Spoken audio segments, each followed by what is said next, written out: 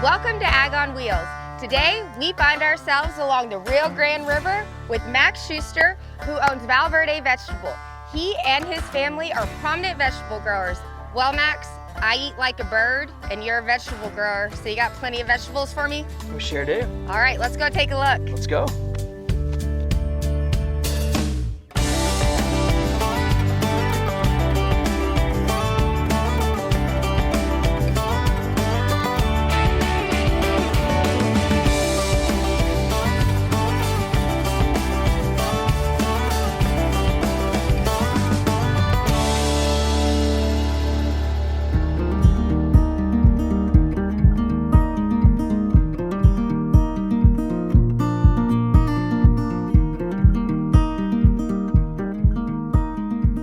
Max, you were a college football player. What made you want to come back home and farm here in the Rio Grande Valley? Growing up down here, I think that's the only thing I wanted to do. I wanted to come back to the farm after graduating college.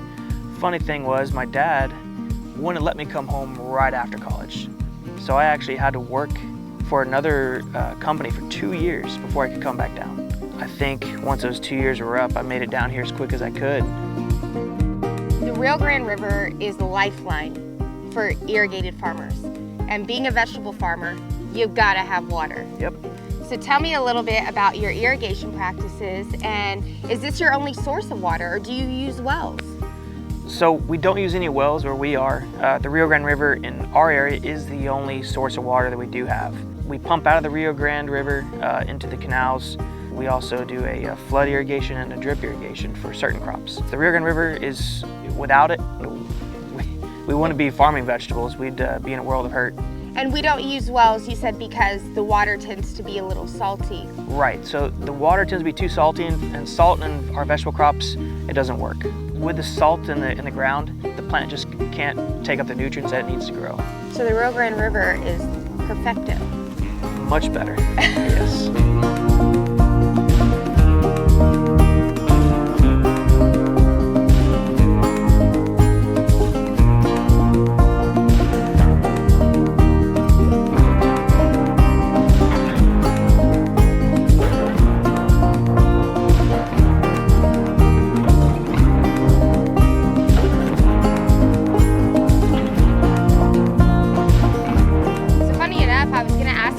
Insect pressure, since you plant and harvest year-round as you're holding a grasshopper. What kind of insect pressure do you face here in the Rio Grande Valley? Down here, we have such mild winters, right? So one of the issues is we have not a lot of cold time, which would knock a lot of our insects down during our growing season. One of the biggest pressures we face is that we're in an area that not only grows vegetables, but also grows row crops. So, for instance, when they defoliate cotton, right? We have a big issue with whiteflies, because whitefly are looking for something else green. So early in our season, we have an abundance of whitefly. So as soon as we're starting to plant our vegetables, and our vegetables are just coming up, or even to this point now, you can look around and see whitefly. That is probably one of the biggest things we face is whitefly. Later in the season, we also deal with armyworms, diamondback moths, and just, countless insects. But I think just because of our mild winters, unfortunately, don't have that cold to knock them down. It's a constant battle. It is, every day.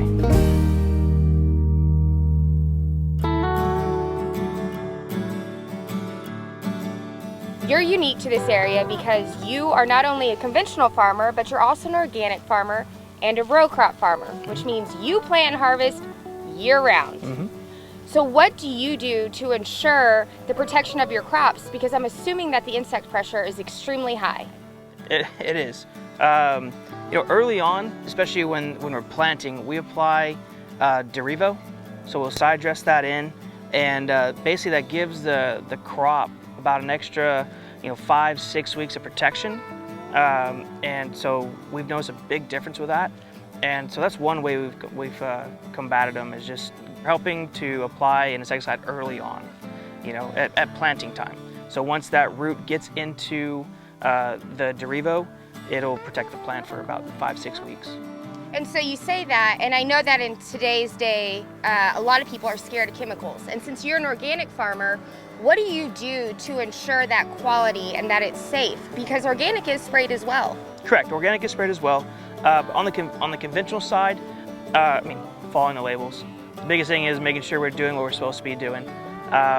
So typically when we're getting close to harvest time, we try to stay away from as many chemicals as we can. The other thing we do is once this stuff gets harvested, we do take it up to our office and we wash before we pack it and send it to the grocery stores.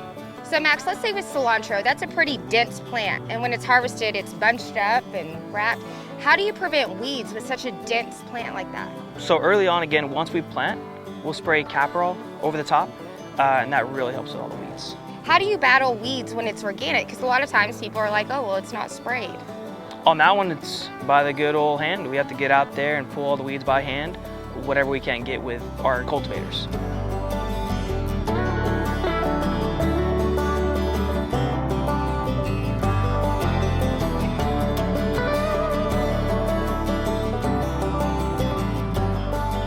So you came back to the farm after college. How do you incorporate your growing family, and how did your family originally get started? My grandfather moved from Austria back in the 1930s, and he started farming as soon as he got over here. When my father came along, right, he picked it up and he kept going, and then I just wanted to continue being a third-generation farmer. And so how do you incorporate your growing family? You have 2 girls, a little boy, and a wife. Yeah. Keeps you busy, doesn't it? Yeah, keeps me busy. Besides all the soccer games and other activities they have going on, we come out to the farm quite a bit, and the girls love running around. If it's cotton season, running out in the fields there, or cabbage harvesting, they love being out in the fields. So I like to immerse them in it and help them understand where their food comes from, and they absolutely love it. And I think that's so crucial in a world where agriculture is now being taken for granted. Yeah. So they are our future. Yep. It's up to you to teach them then. I hope so.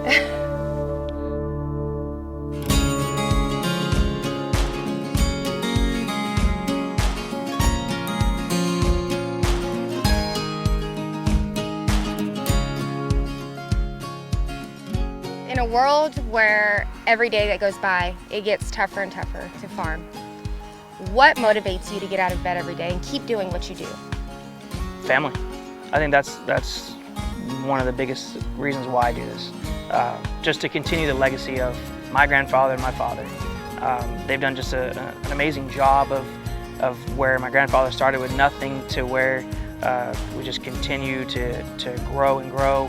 I just want to continue that legacy that they have provided for the younger generations and keep that, pass that on to my children, and hopefully one day they can pass on to their children.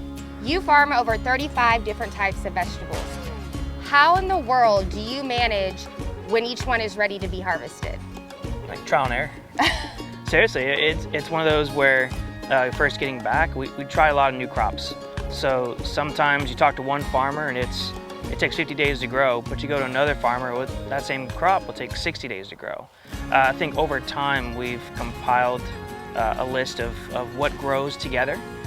For instance, like this bok choy and Napa, they look so different, the sizes. They do. But they're gonna come off at the same time. That's so interesting. Yeah, so the Napa takes about 90 days to grow, and the bok choy takes about 65, 70 days. So when we plant the Napa, we'll come in 3 weeks later and plant the bok choy. So that way they'll come off together when we harvest.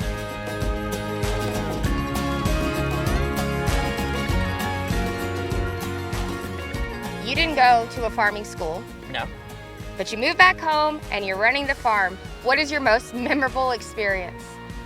I think for me, the most memorable thing would be to be able to get started farming with my dad, right? Having him alongside me, having him help me. He allowed me to make my own mistakes. So that's one of the best things he allowed for me to do, was to make my own mistakes.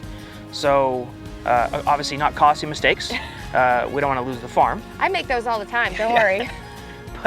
But it's important, and I think having him there, I think that's just been one of the most memorable parts of coming back to the farm. Being there with my family, working alongside my brother and my dad, and just growing from there. And then now having Megan by my side, my wife, and all three of my little kiddos out here with me, I think there's gonna be a lot more memories coming down.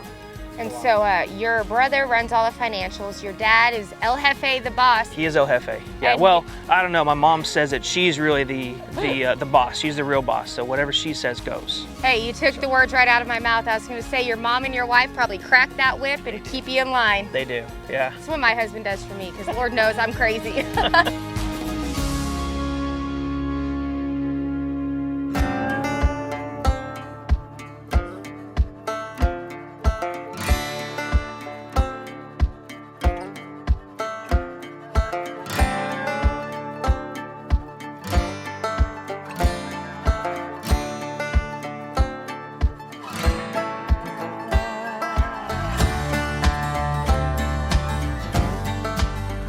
Max, thank you so much for allowing me to come out here and see just a little sliver of your operation.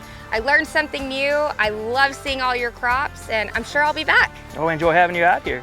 Look forward to having you back. Where will Ag on Wheels be next? Only God knows.